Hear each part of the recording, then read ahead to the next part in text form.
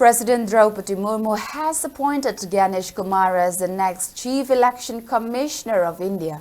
Gyanesh Kumar will replace Rajiv Kumar as 26th Chief Election Commissioner of India. He became the first Chief Election Commissioner to be appointed to the post under the new law on appointment of election commissioners. On the other hand, Dr. Vivek Joshi, an IAS of 1989 batch, has been appointed as Election Commissioner, with effect from the date he assumes charge of his office. Gyanesh Kumar's name was finalized in a meeting of the Selection Committee headed by Prime Minister Narendra Modi, Union Home Minister Amit Shah and Rahul Gandhi, the leader of opposition in the Lok Sabha.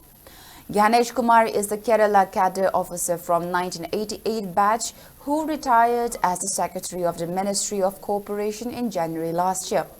He was Secretary in the Amit Shah-led ministry from May 2022.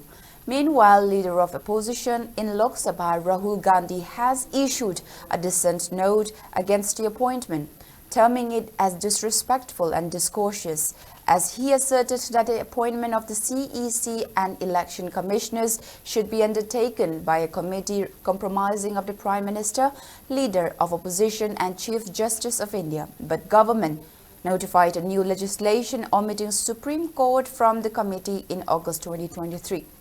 Rahul Gandhi alleged that government bypassed the spirit and the letter of the Supreme Court's order.